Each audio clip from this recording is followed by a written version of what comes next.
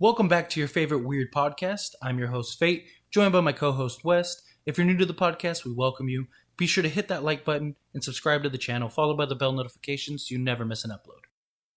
I wanted to do a sort of open discussion on both the Warrens as a whole, but also just the paranormal in general. Just kind of give our opinions, our takes, because we did on our very first podcast. The first one? Yeah. Inaugural one? Exactly. So we dived into The Devil Made Me Do It, but the real story, not the Conjuring movie. And to kind of give a quick, brief backstory into the Warrens, Lorraine was a sensitive medium who could see and hear spirits. Ed Warren was the sort of brute demonologist. So he was the demonologist. She was the psychic medium. They met when they were kids. He went off to the Navy, came back, they reconnected. She expressed to him her experiences, which she always kept bottled up because she was Catholic and all the way up, and extremely Catholic, all the way up to the point until she died. And Ed had experiences when he was younger that he never really could explain, and that kind of sparked him. He was just like, this is what I need to find and get to the bottom of why this happened to me and what there is. What's going on? Yeah, what's out there? So they ended up sort of teaming up together. The way Lorraine said that Ed put it was that God put them together for a reason, that they were sort of destined to do this field. And so they began to do cases. At the time, it was the, satanic panic, all that stuff. So they capitalized on a really good time, and they set off to help people experiencing these things. And they were very successful at it. I mean, they climbed the ranks. They were accepted by churches and organizations and stuff like that. According to Tony, I believe it's Sparara or something like that off the top of my head. I can't remember his last name. Please forgive me. But he said in an interview that they were one of 7 demonologists accepted and acknowledged at the time. So that's really how they were able to truly, climb the ranks and the ladder and covering so many cases. So as far as like the Conjuring films go as a whole, Ed is, and this is from a direct interview, that Ed is sort of romanticized in the films. That he was your typical, and this is why I said brute earlier, he's very abrasive. He was your typical Navy military guy back in those days. So he's very stern, very old school. Yeah, in the movies, he's a good looking, romanticized, charismatic. That's how they're going to do it for me, too. Exactly. You know what I mean? I couldn't pass it. Yeah, they're going to make us both that way in our film. We're going to be beautiful when they see us. Just gorgeous, man. Just wait till the movie comes out. Chris Hemsworth is going to play me, Thor. I don't even know who for me, but it's going to be good. Yeah. Just wait and see. So but he was more of like no nonsense, to the point type thing. And they covered such prolific cases throughout the years. They covered Amityville. They covered, obviously, the infamous Conjuring Devil Made Me Do It film. They did the Enfield haunting, which was like the Amityville of Europe. So they did a lot of these high-profile cases. And this is where I kind of wanted to dive into the discussion as far as Ed and Lorraine, because in an interview, and one of the reasons a lot of people challenge them or question them is because of the success that they had. Not saying that success means you're a fraud or you're a fake, but a lot of people use that as they never did anything for free. Indeed. And so Lorraine said in an interview that they never took money from the families to help, which is true. But like if I needed her to come out and investigate, no problem. If it fit the criteria, if it was something where she would come out, no charge. Exactly. But they got book deals, movie rights, and they made the large sums from that. Yes, the families got paid. Like we even talked about in the first podcast, was that the family got paid $2,000 from the book deal, from the publishing company. Yeah. So, which ain't much. Yeah, who knows how much money? Who knows how much money that those book sales, everything like that made. Not just that, but they spoke at seminars. They spoke all over the world. Oh yeah. And they didn't do that for free. So they made a lot of money. Not just that, but their museum was a huge attraction that that you could go and pay to see this. So, and as they grew in popularity, what happened? More and more people wanted to go. Again, this doesn't mean that they're frauds. This doesn't mean that they're fake. I mean, it does make me think, though, like when you run a museum, when you're profiting off of these stories, it makes me think that more often than not, depending on the situation, they see a place and they're like, oh, yeah, we can make this work. Yeah. Like, boy, is this going to be a story. And so, I mean, you have to make a living at some point. And to be fair.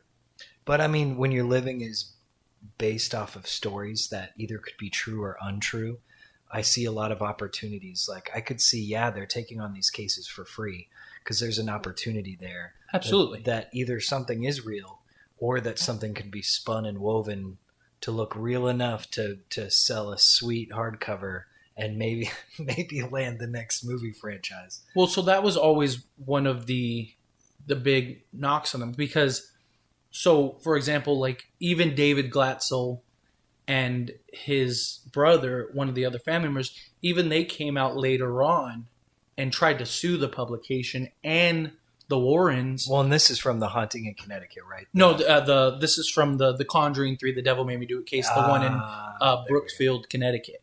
So, well, but they weren't the only ones to come out and say that this was a hoax. Even I was going to say Enfield, but it's not that. The one in England and Europe, off the top of my head, it's the one that The Conjuring 2 was inspired by. That one was the daughter came out and said that it was all fake. It was all a hoax. It was all, nonsense. And so, and then the Amityville, there have been numerous families there since. Well, so just from those first two, though, too. Mm-hmm. So you have the Connecticut one where he says that none of that's true. Yeah. And then you have the European case that they were on where the daughter said that wasn't true. Yeah, where they all said it was staged, that they faked it, that the families were involved. In the Devil Made Me Do It case, David flat out said that they told the family, Ed and Lorraine told the family, like, hey, if you do this, you'll be millionaires, and it'll get Arnie out of jail. It'll get him out of prison. And that's why, and that David said, I had a mental illness, and they basically used that. Like, I wasn't possessed.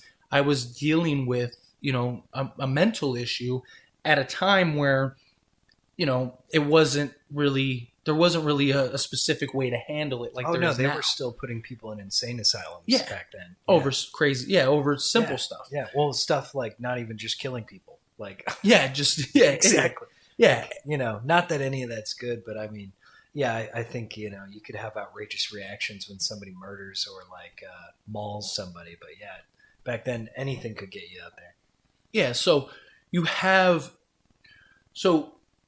it brings questions to the credibility of what is going on, whether, like you said, they may have seen, maybe this isn't real, but it's an interesting story. We can kind of use this to make a publishing deal. If you're the family, if you hype this up, and you stick to the script, so to speak, now we can really, we can actually do something with this. Well, here's $2,000. That's what worries me too, is I think it's taking advantage of people to some degree. If this is fake, right? It could potentially be completely true. And I recognize that, but imagine you are somebody that does these type of investigations when you're thinking about monetizing yourself, right?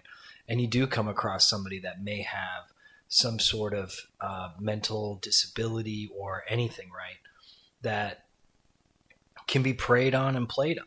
Yeah. You know what I mean? Well, this has always sort of been my problem with even like shows like Ghost Adventures and Ghost Hunters and all this stuff. You can go to these places and spend weeks and not find anything. And yes, I get it. They're there for hours. They're doing all this stuff. But every case is something. It's you're watching a reality TV show, and no one sees the Jersey Shore and thinks that this is real life. You know, I'm sure some people. I mean, do, I'm sure there are some people, but so I look at these shows like as entertainment. There's nothing wrong with enjoying the shows from an entertainment perspective. I just think it really, hinders the real evidence and the real proof that and real research that some real people are doing, because there are people out there actively trying to prove whether or not this is a real phenomenon. Well, and what I'm worried about, though, is somebody with their caliber coming out and seeing maybe disadvantaged people that maybe are down on their luck. Maybe there is somebody with mental problems or who knows what, right? Yeah. And then being able to take advantage of that situation, pay him $2,000, make money off of a book or a movie or whatever from the story, and, say la vie. You know what I mean? That's more what I'm saying would concern me when they go to look into some of these. I think there could be a ton of them that are legit, but I think so it does too. make me think, But how, and that's my point, is that, okay, Ed and Lorraine Warren, I'm not saying that that they're not legit and that they don't really have these experiences or they didn't really go and experience these events. My question is, how many were like 100% concrete reality? And as money and fame and hype comes, you have to maintain that. Because the problem is, it's just as quickly as you got to the top, you can come crashing down if you're not, providing, success. So my concern is not in the beginning. I truly believe that they set out to help people. I believe they really were a married couple in love, brought together through their paranormal experiences on a quest to help figure others out what is going on.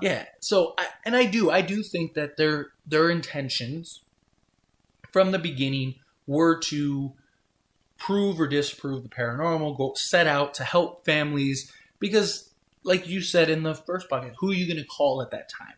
There's no Ghostbusters aren't real, so no. Like, who are you going to call? So I think that what we were talking about happened in '81, and I don't even think Ghostbusters came out till like '84. So it wasn't even a joke back then. Exactly. Couldn't even make that one. Nobody'd get it. Nobody'd get it. So that's the thing. So I feel like they originally set out to help people, but as, again, fame, money, time goes on, you have to. So I could see them saying, again, I don't know if this is the case, but I could see them saying, oh, yeah, something weird is going on here. Because as soon as the priests come out, whether it's nothing or not, now you can validate it. Because their argument in all of these cases, and you can go and watch these interviews. All of these interviews, Lorraine's argument for why something was real, and even in the Arnie case, the David Glatzel, even when David Glatzel said that this was all nonsense, her argument was, well, 6 priests were there and performed an exorcism and did all these things. That's always their argument. Like, we can't fake these paranormal occurrences. We have the Catholic Church that went out there and said that this was something. We all know how the Catholic Church works. Kids. We all know how the Catholic Church works during this time period. Who's to say that those priests weren't getting a kickback or those, whatever, or even if they weren't, just having them there to investigate now validates their claim. Or what if it is all a ruse anyway? What if it is really somebody having, somebody with a disability or anything going on, right? Any kind of mental illness, and them at the time not even being able to interpolate what is that. They may see it as a possession.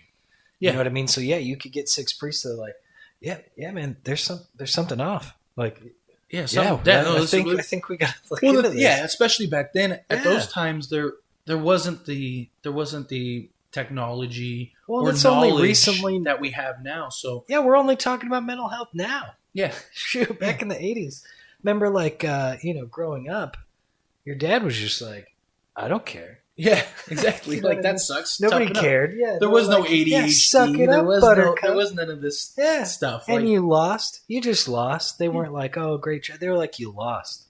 there were no participation trophies. Yeah, it was Weren't a anything different that. time. It wasn't a yeah.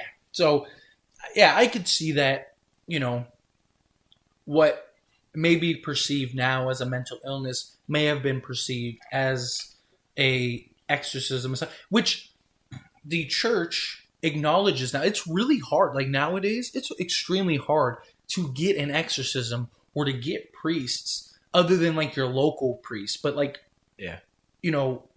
Credited priests to come down. Credited. Bless Like, your it's home. like a... Because It's like, no, look. they have to. You have to get approval from the church and yada yada. So to get it's extremely hard because the church acknowledges the same thing, that 9 out of 10 cases are somebody's mental health, mental illness, whatever, or like, any other non paranormal So, demon style occurrence. But to be fair, if we're gonna talk about these things, we have to defend Lorraine based on what she has said. Oh yeah, because we want to be transparent.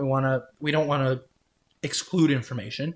So Lorraine said also, she never talked about from the interview that I saw. Maybe she did in other interviews, but I watched several interviews and none of them that I saw where she talked about the financial side of it. She mentioned movies, books, anything. What she did say though is that the way that they made money and got by was paintings. They were really good artists. So they would create these paintings. And that's also how Ed originally got to these homes. What they would do is, which is actually kind of genius. So Ed and Lorraine would pull up to these homes and Ed would quickly sketch the home. Lorraine would go knock on the door and show the sketch and say, oh, we saw your lovely home. We wanted to, give you the sketching. And then hopefully they could get inside the house to find out if something really is going on here. And then once inside the house, if Lorraine was picking something up, she would start, like, oh, this is a lovely home, have you experienced, like, what are your experiences here? How do you like, and kind of get a feel and kind of flesh out. It sounds innocent, but it also sounds like a scam. Yeah. This couple who drives around and he makes a quick sketch of your house. You know what I mean? They knock on the door. He's like, hey, No, exactly. Here's this great sketch. Look at what I did.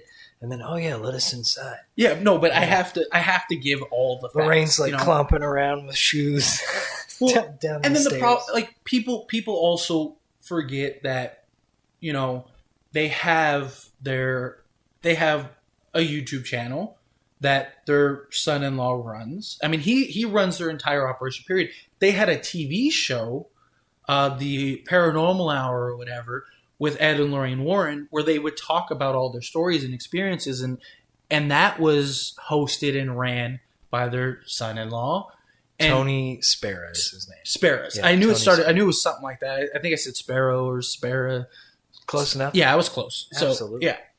So, yeah. So Tony, he's the one that sort of helped propel this as far as, like, entertainment wise as well. I mean, he was an advisor on all these films and all these things. So there's definitely incentive there.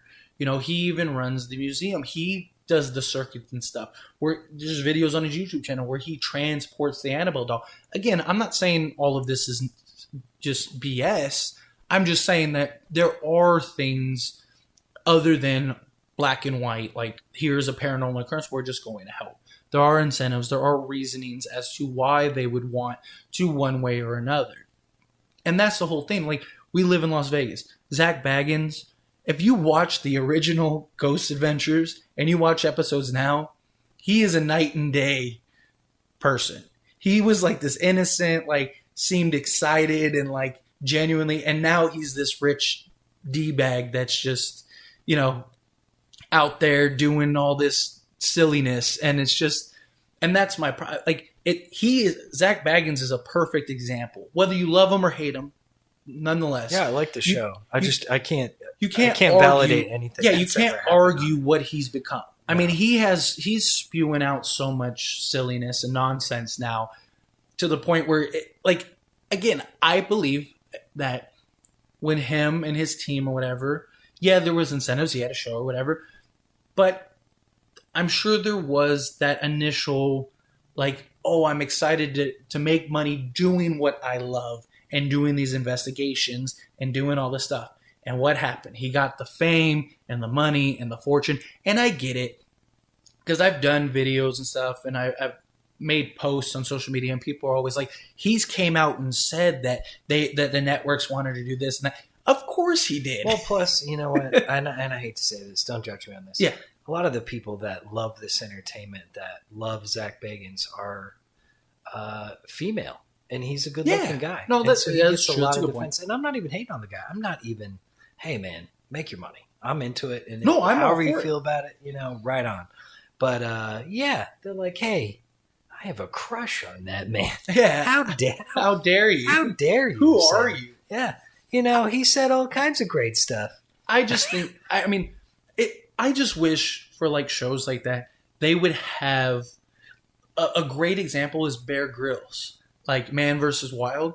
In the original seasons, the first couple seasons, it was Bear Grylls. He'd go on these things. It was a huge show until someone caught him at a hotel when he was supposed to be filming. And now all of the episodes have some stunts and situations are staged for whatever. Like, I wish we would get that. Yeah, on but these shows. here's the problem with that, all of us, though, and this is just a general problem of all entertainment we consume. You have to be a critical thinker as well. Yeah. You have to realize that these things, those Pfizer ads, they got to get them. They got to keep you entertained. They got to make that money. And you should always be cautious of media and entertainment and all that stuff and keep a skeptical eye because there are other reasons why these things are there. Not everything you see on TV is going to be true, right, or any of that. Yeah. And even if it's a show you think is about ghosts and investigations and all that, you should be critical that there's so many motivations that even got that there. Somebody had to pay for it. There's a whole background. Well, the show thing. has to be entertaining too. That too. And Because the problem is, if you just have an hour show of them just going into rooms and adding creepy music on the background, eventually people are going to tune off. You have to have, and I'm not saying you have to have a full-fledged apparition in it, but you have to have some excitement, whether it's noises or, a door slamming or something strange going on. I just feel like you have to go in knowing that all of this isn't necessarily real. Yeah, even if parts are real or whatever, Exactly. you've got to go into it knowing that this is being crafted for you as an entertainment piece. I don't doubt that they get legitimate. I mean, they're going to real haunted places, so I don't doubt that they are getting real, documentation, real experience, real whatever. That I don't doubt. I just doubt that all of it, every episode for several hours, they're getting all kinds of this just great footage. Like that, I don't buy. I think.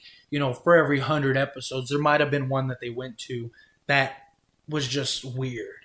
And the producers and stuff are like, great, we don't even have to do anything. This is awesome, Yeah, and so it's like similar thing. Like as they grew in popularity, they know, well, I got to get my next thing, my next book, and maybe not even consciously, right? Like maybe they were still hungry and looking for things, the Warrens, to get to the bottom of this, but somewhere back there, probably there was a little piece, or even their son-in-law. Maybe he was the driving factor. Yeah, very well. If any of this was corrupt in the sense of like, needing to get extra value and really monetize the experience. But I could see how, you get that ball rolling, and once you're popular, and once you've sold your first book, for instance, right?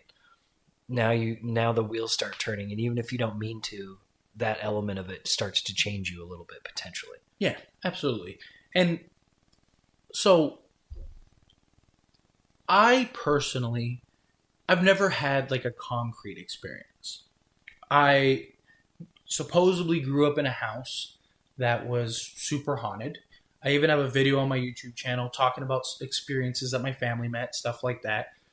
I just personally have never had a concrete experience. I've had, weird things out of the corner of my eye, maybe saw something that was a little weird or off, but nothing that I could say like that was paranormal. I'm sure there was an explanation. Everybody has seen, a shadow go by their corner of their eye, and it's just whatever. You're just walking too fast or whatever you're doing. So I've never personally had anything concrete paranormal, but apparently my house was crazy haunted growing up. The basement was supposed to be a portal. Like my mom had a demonic incident where all this crazy, like everybody that ever went to that house, friends, family, relatives, they had something happen. They all had something happen, some experience, some thing going on. But me, and I don't know if ghosts are afraid of me. I don't know, whatever. And I'm not saying that I'm a skeptic, because I'm not a skeptic in the sense of what people think a skeptic is. I'm somebody that lives by the mantra of, I don't know. I've never personally had an experience, but there have been enough people in this world since the beginning of time that have had experiences, that have had something strange. So there has to be something there. Yeah. Whether it is really ghosts or not is yet to be seen. But something has to be there. They have done scientific studies where they show something happens after you die. Like something comes out of your body, whether that's your soul or whatever, astral projection, all kinds of stuff. Like, so I'm not saying that nothing has happened. That's why, because of the experiences that my loved ones and everyone had, that's what made me so fascinated by it all. That's what made me want to start this channel and do all these videos and study various religions and demonology and all this. This is what made me gather the knowledge and stuff that I want to do. And I would love nothing more than to prove yay or nay, like the paranormal is real or not. At the same time, though, if somebody wants to hand me $1 million to go and do investigations and stuff 100%. Like that, absolutely, I'm going to say yes. Anybody listening, if you got big money and want to send us something, me and him will do whatever. Over. Well, hey, if you want to fly us all over the world to go do paranormal investigations and do a TV show, I'm down. I'll do it. I will be that guy that goes in, because I'm one of those people too. Like you and me have talked about doing paranormal investigations, and if you watching this podcast would love to see us do that, then please let us know down in the comments, because it's something we really both want to do. Because I feel like you're a lot like me. I wouldn't say you're a skeptic, but you kind of follow the same mantra of like, you don't really know. Like you think a lot of shit is bullshit, but I do. I got to tell you. So I will just flat out say I'm a skeptic. I think there are definitely real instances out there, but I think they are so incredibly rare. And I think us as humans are so easily convinced of something just because of how illogical we are. I mean, you could be tired, hungry, and get that eerie sense in the woods for 100 million reasons why, and then force your mind to get into that place where that rattle that is completely benign that you hear off in the distance sounds like something else to you in your mind, or where when you are in the dark and you do feel scared and you don't know what's around the bend, your mind is putting that energy not out there, but just, you're making that yourself. You're creating this eerie situation 99 times out of 100. But I do think there are real things. I just wish we could cut to that, because it's so hard to find. I wouldn't call you a skeptic, though, because you don't rule out, like most skeptics, the way I perceive a skeptic is somebody that's just like, no, that's silly. Well, that's not really a true definition of the word, though. You're just skeptic. Like you're skeptical. I would say you're skeptical. Well, I wouldn't say you're. That's the term. No, I you guess. do have to sort of prove it to me, and not in the sense like, I understand that concrete's difficult, and that would be the best, and that would prove it to me. But that's going to be hard to come by. But even then, I mean, that's still. I don't even know. That's where I'm at. Because somebody could show you concrete evidence, and your first thought is, this is photoshopped, or that's edited, or that's... Well, that's not even concrete evidence. A photo isn't going to be concrete evidence for me, especially these days. What would it be? What would be considered concrete evidence? This is what's so tough to even answer to, right? Like, what is concrete evidence? I mean, if I was there and a part of it, And if there were, and this is why it's so rare to find, right? I don't even know if I trust myself being an inexperienced with it. But if there were some way through, yeah, I lived it, I experienced it, other people did too. So there was secondary validation.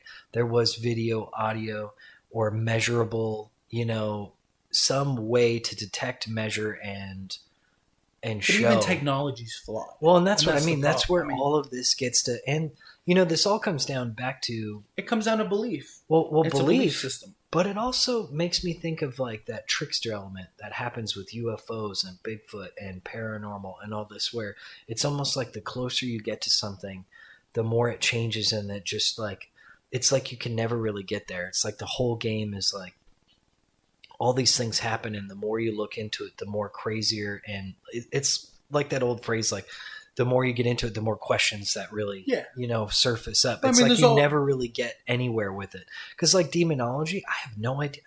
Like ghosts or whatever, these entities, or I don't even know if it's entities, whatever this is, right? That's causing stuff. For me to then accept A, this is real, and then B, jump right to that something's demonic, or we're incorporating now all these other like religion, and there's so much there that to me isn't concrete, so I can't jump aboard. It's interesting. It's possible. So I wanted to touch on something that you just said, and then I actually have a question for you. And the first thing I want to say is that, so like, because you were talking about your mind and how it'll make you believe things, and that. So there have been studies. So like, there's even a place, I can't remember the name of it. I might have not even never known the name of it. I just know it exists in, I believe it's San Francisco, California, where it's like a box, and it's a soundproof and completely blacked out box. And they have done studies and stuff. People can only be in there for like 45 minutes because they start going crazy. And there have been studies for people locked in dark rooms and all kinds of stuff, where if you're in isolation long enough, you will literally, your mind will paint an entire room, like chairs and desks and people. And they've done studies where they've left somebody for like 2-3 days in a dark, quiet room. Oh, that's great and healthy. And have came back, and they're having full-on conversations with people, not just one person, but several.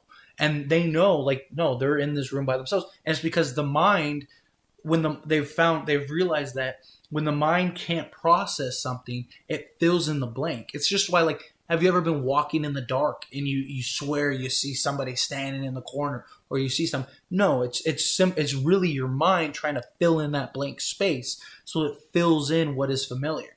It's a scientific fact. It's how our mind operates. And when you're in a dark place with nothing, you could be in an empty room. It'll fill in furniture and like your TV. Because it fills in things that it remembers. So. But to the question that I wanted to ask you is, and I'll give my opinion, but I want to hear yours, is whether or not you believe in the supernatural, paranormal, ghosts, whatever. If somebody believes enough, doesn't that make it real? I don't think it makes it real. It could, if you're, there's theories that, because if something's real enough to you, it's real. It might not be to anyone else, to you, but it's real enough to you. That's not real, though. But in the world, in the mind, simulation. Yeah, if you're crazy, anything in this simulation, if you're nuts, and I don't mean to say people that, but I'm just saying, if you in your own mind is making something up, does that make it real? No, it doesn't make it real. Even if it's real to you, it's not real.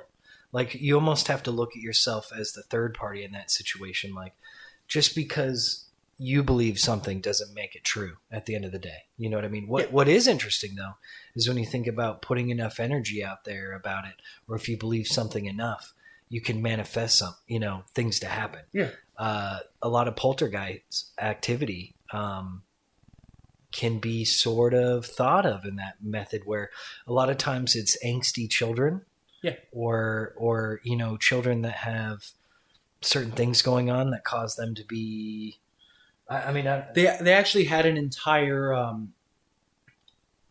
entire case study of children that could apparently, and they actually wanted to use them for war. They actually wanted to use them for weapons. The government tested all these kids on like psychic abilities and powers and things that they were, and it was just simply like they didn't even realize they were doing it. They just were so like you said, they just had so much angst or anger or whatever in them, and they were literally projecting this out and like completely destroying rooms, and it looked like you were saying, a poltergeist plowed through this place. Well, I mean, even something moved or whatever, even if you're doing it subconsciously, like I don't think it's somebody literally. And this could all be, this is, all who knows, right? Yeah. But that's another thing I think about is, well, A, I'm skeptical, but B, now I go way off into the outer space with it and say, what if maybe some of these instances are literally you manifesting something yourself, like forcing like you're interacting with reality now in a way that you can't even control or understand. I don't know. There's all kinds and that's what I mean. There's so many different things and ways to explain it. I have no idea. Well, there's theories like spirits being, and even aliens and stuff, like being other dimensional beings or from alternate worlds. Like there are people that believe that ghosts are just other people from another dimension sort of bleeding over. And the reason they lash out is because they think you're in their house, because they don't realize that they just bled into, or whatever, you bled into their world, whatever. They think like you're like, if somebody walked in this house right now, what are you and me gonna do? Welcome to Thunderdome. Yeah, what are you doing? Yeah, you just came to the wrong house, like that. And that's kind of how some people perceive spirits and ghosts. As far as like, I've never once discredited somebody's belief or experience, because again, I don't know. And don't get me wrong, doing this channel and stuff like that, I get a lot of really weird like messages and just people experience and stuff like that. But even then, like no matter how bizarre or strange or weird it sounds, I don't dismiss it, because again, I don't know. Like I think there are things in this world that we don't have an answer for and that we can't explain. Again, that doesn't mean that it's ghosts. That doesn't mean it's this. But, even I don't even discredit things like Bigfoot and stuff like that, because there have been, the Apothecopicus or whatever it's called. There was, it was a real, that we have fossils for. It was a real 9-foot monkey that lived, that is what people describe as Bigfoot. And yes, we think that they're extinct. That doesn't mean that they are. There have been lots of animals throughout history that we believed were extinct, and we found some later on. So who's to say Bigfoot isn't this Apothecopicus or whatever, however you say it? Definitely. But but even like Wendigos and stuff like that, like I don't rule it out. Do I think it's likely? Probably not. Like if I had to bet money on it or bet my life on it, I'd probably say no. That doesn't mean that it doesn't exist. Like I think that there are things in this world that we don't understand. I mean, we know what, 3% or something like that of our known ocean. I mean, I know we know like the entire layout of the ocean, but what we've truly discovered is like 3% or whatever. I mean, like the dense rainforests and stuff. There are parts of the earth that we've never even gone to because they're just so dense, and and we find, what is it? Every year we find like 1,000 new species of insect and bugs and all kinds of stuff. So who's to say that somewhere on this huge planet there aren't other things? And I get the planet is such largely populated. We have like 7 billion people on this planet. You can literally fit all those people in like Rhode Island or whatever it is, like in Texas. Like you can fit the entire population of the planet in such a small portion of it all. And there's so many indigenous. Got to really stack them up, though. Yeah, well, yeah, yeah. Be really uncomfortable. Yeah, but there's all these indigenous tribes and stuff that are in the middle of nowhere. Who's to say that they don't, know of things that the general public don't know? Well, a lot of ancient cultures and a lot of these newly discovered peoples, or even ones that we hear about from the past, all had some very interesting tales. about beings or things. And what's interesting is they can kind of blend together. Yeah. You can see from one culture to another the similarities of the things they describe and the things they talk about. So who knows? And that's what I mean with the paranormal. I mean, what if it is literally another form of life that we don't even understand, that just looks to us in a certain way? You know, when you're talking orbs or energy or any of this stuff, there's really no way to know. Possessions are a whole other thing, though. Yeah, I mean, like getting back to the Warrens, that's where I struggle as well, because I would actually like to do an entire podcast on demons specifically. Yeah. Just because I feel like there's so much we could go into with that and talk about that. But you're right, like with the Warrens and possessions and demonic entities and stuff like that. Like that is something beyond paranormal and supernatural, just in the sense of like it's a religious belief. So there's people that no matter what you say, no matter what you prove, no matter what you do, they believe in it. Yeah, this is real to them. Yeah, yeah, and that's what I sort of mean by if it's real to enough people, then doesn't that make it real? You know, like whether you believe in God or not, enough people believe in God, so to a large mass of people, this is real. And that's how, like with ghosts and demons and all this stuff. There are enough people on this planet that truly, wholeheartedly, without a doubt in their mind, because of experiences that they have felt, believe that this is real. Doesn't that make it real to a degree? It doesn't make it real to you, but it makes it real to a large mass of people. Like, I mean, I guess you could argue, well, then does flat Earth mean real and stuff? But well, and that's where I'm saying no. You're talking the difference between absolute truth and what's a truth that's like, you know what I mean? So no, to me, if we're saying the word real, then no, that is not an absolute truth, because that's not known absolutely. There's no way for us to say that. But the other side of that too, though, thinking about demons, possession or what have you, they're looking at it from a religious prism, though, right? So when they see this phenomena, it is changed and adapted based off of their religion or beliefs, where there could be a real phenomena that something else is there, but isn't necessarily related to exactly what they're thinking. Yeah. You know what I mean? It may not be a demon, or maybe it is something that you could classify like a demon, but has nothing to do with, well, I mean, and you know, who knows? And that's what even that boils down to, like, you know, what is a demon? You know, like, exactly. There's so many different beliefs besides, you know, the typical biblical, like, you know, fallen angels type thing. But there are large masses of people that believe demons are corrupt souls, that believe demons are aliens. I have an entire video on it.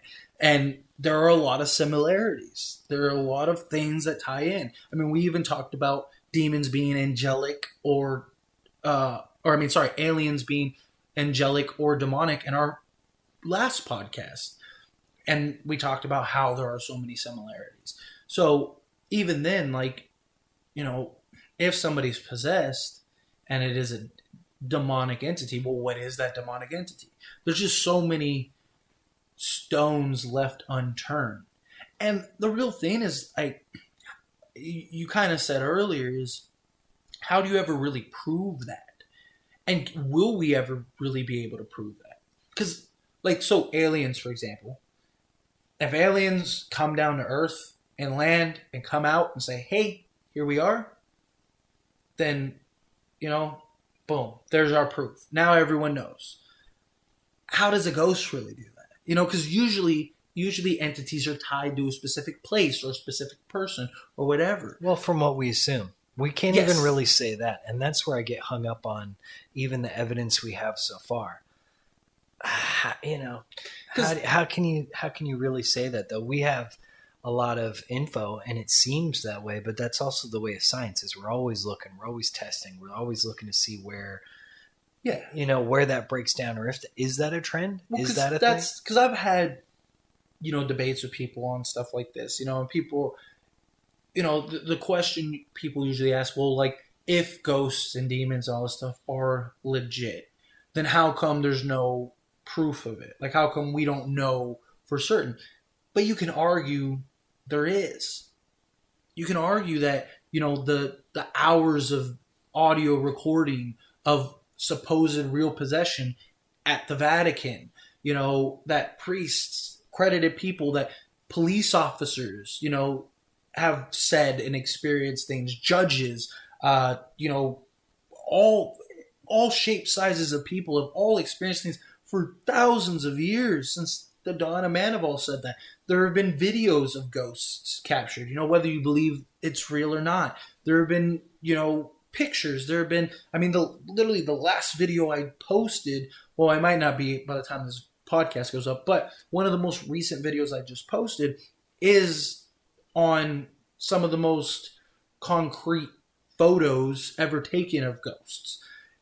So wouldn't that be, and some of these photos are from a time where you couldn't really, you've always been able to doctor stuff as long as but it wasn't as easy as it is now. Now you can just plug anything in your computer and boom. Like they even have a ghost app where you can project an image of a ghost on anything you want.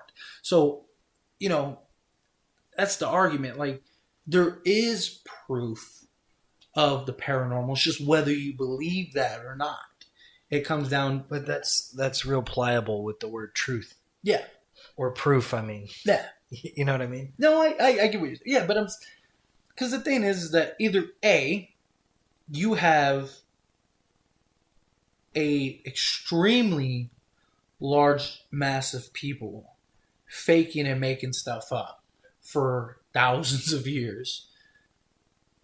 And some weren't even trying to capture anything paranormal. I watch Nuke's Top 5 all the time. And yes, some of his videos are clearly you're like, okay, that's silly. But there are some things where somebody is just, hiking through a mine and there's a ghost in the background and they don't even notice it. They don't have a single video on their entire, they have 1,000 videos on their channel. Not one has anything even close to paranormal except for this one video. Yes, it's a possibility that they were like, hey, it would get a lot of attention if I just put somebody in the background, or maybe it was somebody actually standing there and just the way that the camera came. Well, but I don't think people faked. I don't think people are out here like everyone who's ever are faking things. It's nothing like that. It's just, this is where it breaks down to what can you trust. Yeah. And it's not proof if it's just a YouTube video of something cool. No, I get that.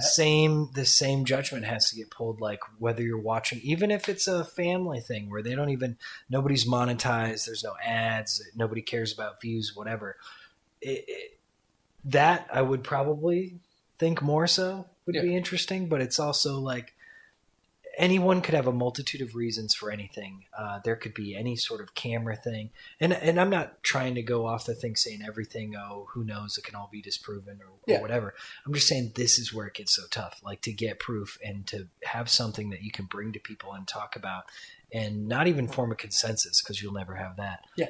And I'm sure they're out there, just like you said. I'm sure there is really interesting, compelling stuff. But the problem is the whole thing's littered with what's the problem? Entertainment. There's so much scamming. Yeah. There's fakery. so much people nonsense. That are nuts. There's a lot of people that are nuts. Yeah. There's so much nonsense. It's hard to really prove something concrete, because immediately the majority of masses are going to say that's fake. You're going to get jumped on right off the bat. Yeah. And whether it's real or not. But that's one of the reasons why I really want to go, ghost hunting with you and actually do investigations. Because one, I'm one of those people, which I always think is funny, is that you see, whether it's the YouTube people or it's the TV people, whenever they catch something or something strange, they always run out the building and go home. Aren't you there for that? I will say though, some of those Chinese YouTubers that are ghost hunting and some of the Indian ones, they have some balls. Those are probably the ones that I actually enjoy the most, because something crazy happens and they're running towards the door and they flip that door open in seconds and there's nothing there. To me, that makes it a little more compelling, because I'm okay, the videos that I always think are silly are the ones where a door slams and the person's just standing there for like 33 seconds or whatever, and then go to the door. It's like that person that was behind the door is already at Walmart 3 blocks away by the time you got to the door, or something happens. And I get it. I'm not saying that maybe something paranormal didn't shut the door. I'm just saying, like, if you're gonna go, like, and that's what I want to do. Like, if you're there to do it, claiming you're investigating these items. If we're going for you to stop, so now something's starting. Exactly. And for you to be like, well, it's time to go. Yeah, like, for you to pull back, but it's hard too because we're humans. You know what I mean? Absolutely. God, wouldn't it be cool to get a ghost drone?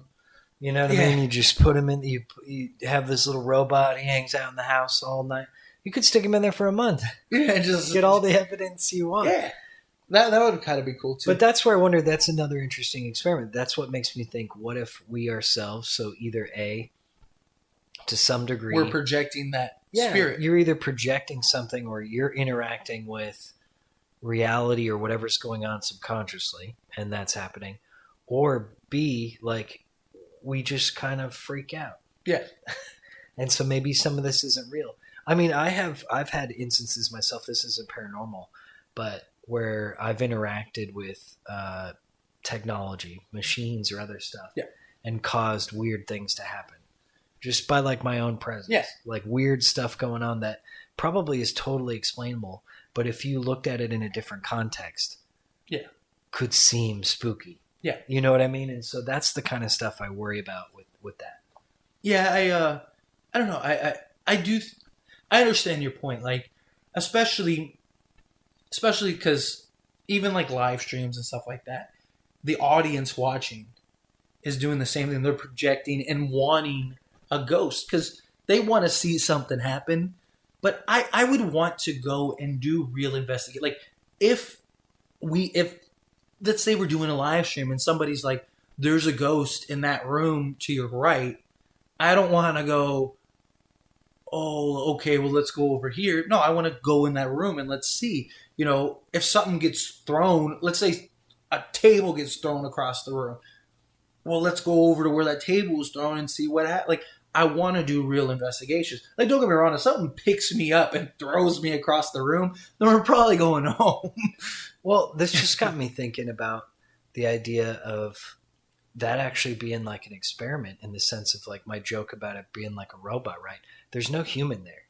Yeah. And I wouldn't want it live. You're not watching it live. I would want to watch it all after the fact. Because here's the other, when you really think about it, like quantum mechanics and all these other things are influenced by the mere observance.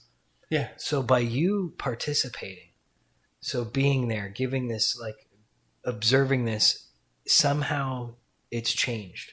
Yeah. Whereas like, I wonder if you did take the spookiest, most crazy haunted place you could think of and really did have a way for something to, you had it littered with evidence. Yeah. Everywhere.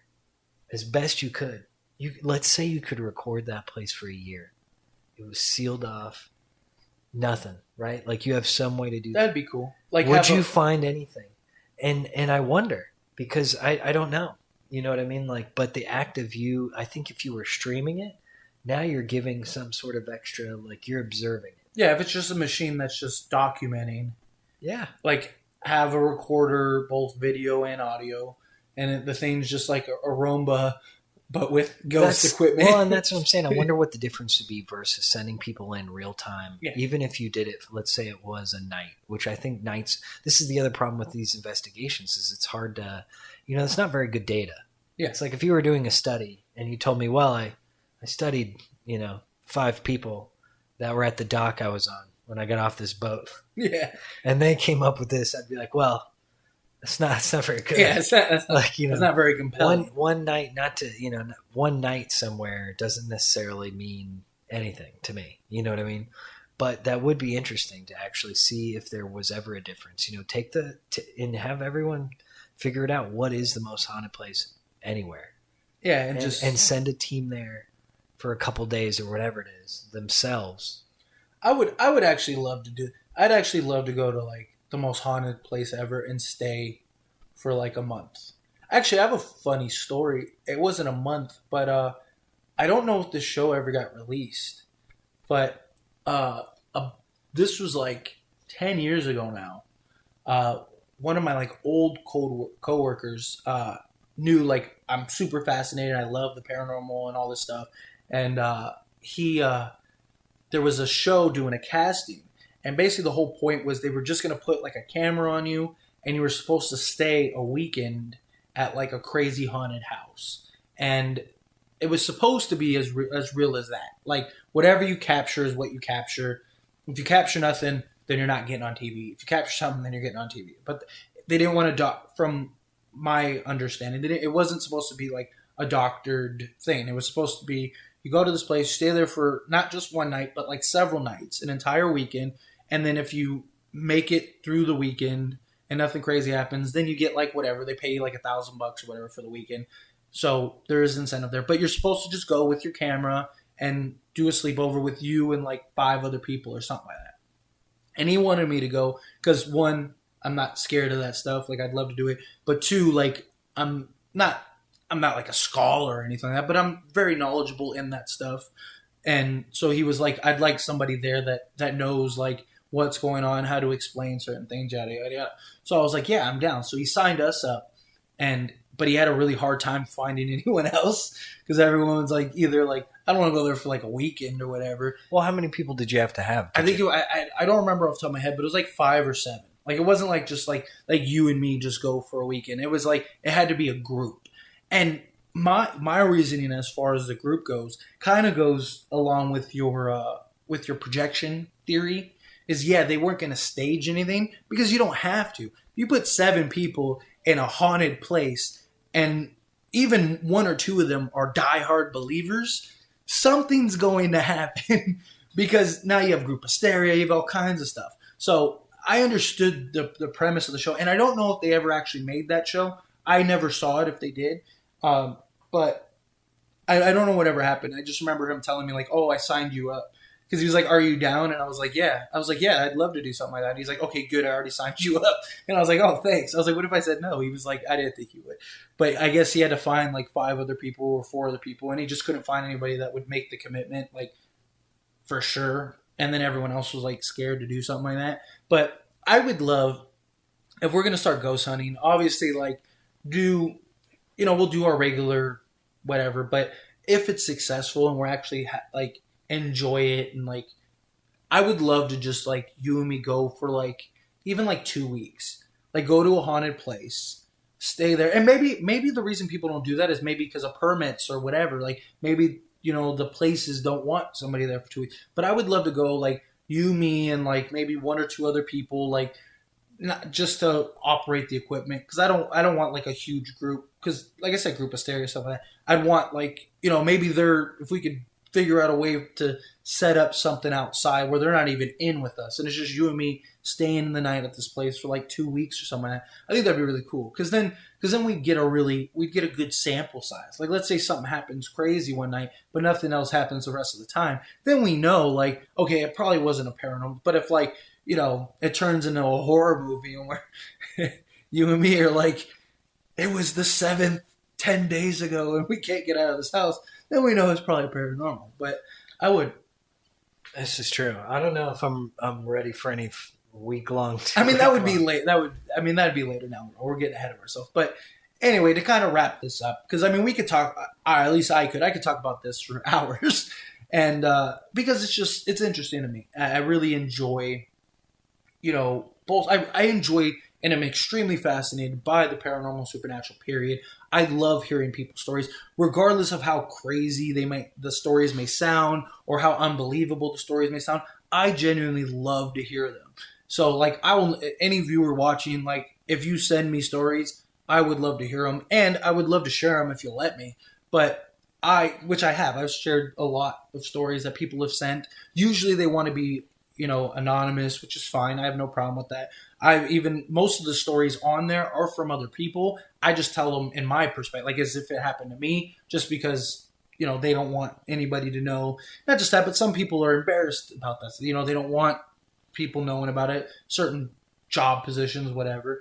But I find it so fascinating. I truly enjoy hearing people's experiences and stories. And that's what got me involved in this. It's what Absolutely. Set me down this rabbit hole, because of the experiences that, you know, my friends and family had growing up, and the experience that my mom had. Like, I mean, that story, like, I tell people that story and they're just like blown away. Like, and because it's a creepy story. There's scary stories, you know. I mean, I told you this before, not on camera or not on recording, but at that house, that haunted house, one of my grandmother, she was on her way out, and for like months she would see, supposedly there was this little girl in the house that was in like a white Victorian dress, about like 5 or 6, something like that, and she would see her all the time, and our rooms were like adjacent, and she would call me in the room,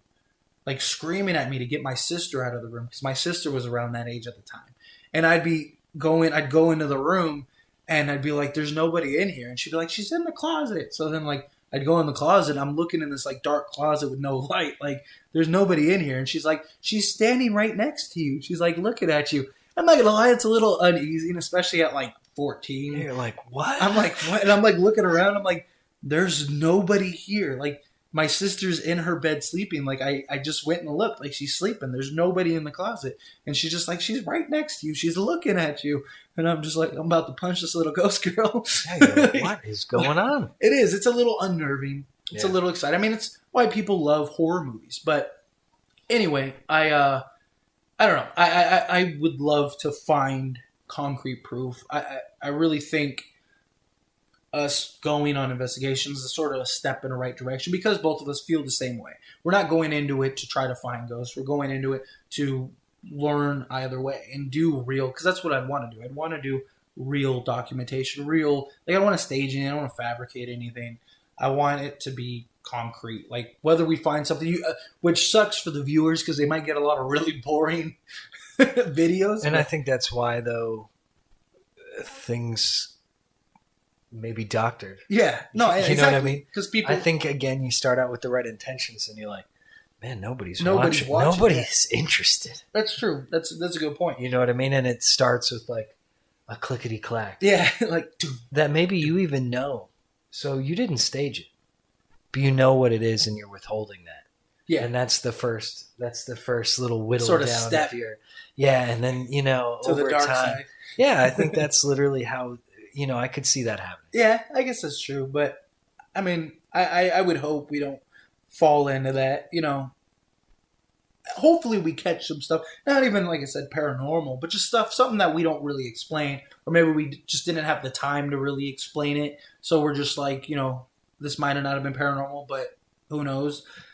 Anyways, that's basically the gist of it. Unless you have anything concrete, because like I said, I could talk about this for hours. No, yeah, I'm still skeptical. Yeah, I'm sure everybody listening to that. Yeah, they're like this. No, so anyway, let us know, because this is a discussion. It's not just a discussion with us. It's a discussion with the viewers, you as well. So join the discussion down in the comments. Let us know. Let us know what you believe. Are you skeptical, or have you had an experience? Has anything happened to you? Like I said, I personally love hearing stories. I know you like to hear stories too. I enjoy it. So do you have your email on the channel? It'll be down in the description. It's in the description of every video, so you can send me an email. We were even talking about trying to set something up where, you know, you could probably record something and send it to that email address, and if it's something that we can, we can share, it's possible it could be played on the podcast. You never know. Yeah. So if you do have anything interesting, if you want to write it, if you want to say it, whatever it is, it could be talked about. That'd be awesome. Yeah, and we also want to get subscribers on the channel too. Eventually, will be the third podcast now, so we're still trying to work out all the audio and technical. Like, we want to get one comfortable and sort of in the flow of the podcast, so it's not, you know, if a guest comes on, they're not just like, this is a horrible experience. Yeah, like, what? You know, so like, you guys started talking about the Warrens, and then we never really got back to it. Yeah, exactly. They're like, what happened? Well, that's why I said I wanted it to be like a general discussion. Absolutely. But yeah, no. So so look forward to that. So make sure you're subscribed to the channel, because if we do it, it'll most likely be either like, you know, subscribers, or we even want to get like researchers and stuff like that on So if you're just somebody that has had an experience, make sure you're subscribed so that way you can get on this podcast. Send us your stories, send us your videos. Even if it's like if you've captured anything that you think we might enjoy, whether you want us to share it on the we don't have to share it on the podcast, just let us know in the when you send the email. Send me some proof. Yeah, let's go. Let's go. Let's turn West into a believer here. That's right. So that way, we have all that. But anyway, like I said, join the discussion down in the comments. Let us know either way. Be sure to like this video because it lets us know that you enjoy the podcast, enjoy these types of discussions. I know we kind of get all over the place sometimes, but it's just isn't that a discussion though? That's who has a discussion that's just super plain?